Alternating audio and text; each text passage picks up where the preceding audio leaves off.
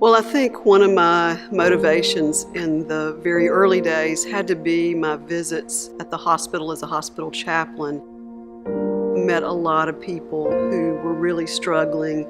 They were going home from the hospital and really didn't have a network of people or family to help them once they arrived home. So Debbie comes into my office and she has this vision that nobody had ever heard of at that time. She says, I want to start this program where I'm going to get congregations to take on the care of people with HIV/AIDS. And so here's this little bitty squat woman, and she's going to go in and she's going to get churches to help her take care of people with HIV/AIDS. I thought she was a little crazy at the time. Scientists at the National Centers for Disease Control in Atlanta today released the results of a study which shows that the lifestyle of some male homosexuals has triggered an epidemic of a rare form of cancer. In the past 6 months, the number of people who have come down with AIDS has nearly doubled. The vast majority of those people will eventually die. If the trends continue as they are, I think we can predict that the acquired immune deficiency syndrome is a highly fatal illness likely to remain with us. We were just seeing this slow but rapidly picking up increase of infections. When someone was diagnosed with AIDS, they had a projected life expectancy of between 18 and 24 months. Working at the hospital, when we first started having HIV/AIDS patients, it was the whole get up. You know, you had your head net, we had goggles, mask, gloves, disposable gowns. You had everything when you went in that patient's room. You sort of felt bad that you had on all that stuff, but yet you're looking at this human being and they're looking at you probably wondering, what's wrong with me that you have on all that? One of the challenges was that HIV/AIDS was seen as a deadly disease. Here you are trying to get congregations to go outside of their comfort zone, adopt someone with a terminal illness, and make a quantifiable difference in their lives. It was hard because at the beginning, my church wasn't having it. And I don't know how else to put it.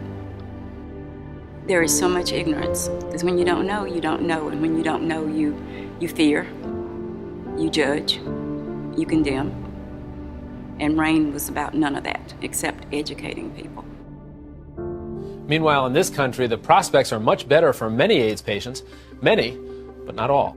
As the world of HIV was transformed, especially in the late 90s, 96 was the beginning of antiretroviral therapy. Now you had people who were living longer. So RAIN's role shifted to provide that kind of ongoing and continuous support to people, that they were valued, they were worth it, and they were worth taking care of themselves.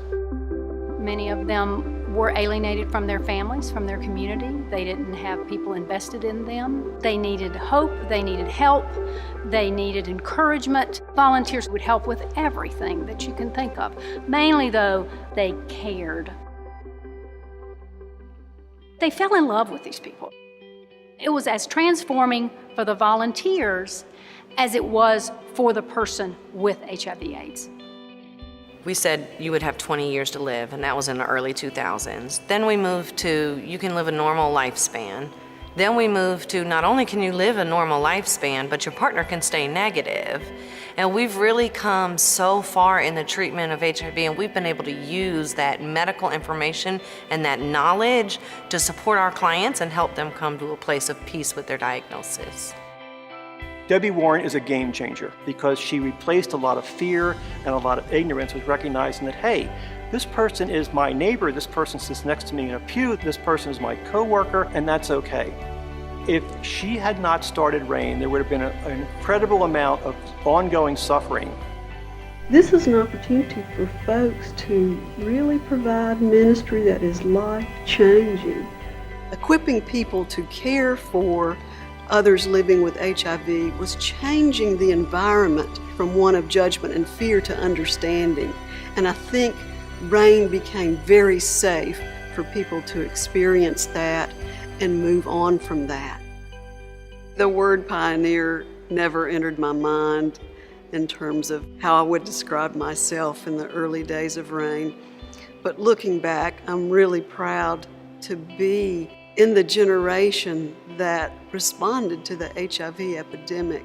I'm really proud to be associated with the people in Charlotte who did the early work, who went out and saw a need and ensured that people would not die alone and they would find comfort and care. I'm so proud of that, and I wouldn't take anything for experiencing that. How do I put the impact of what RAIN has made and continue to make? Right here. I wouldn't be here without the work that we have done at RAIN and the work that RAIN has done. As a HIV positive person, I'm eternally grateful to a place where I can be myself.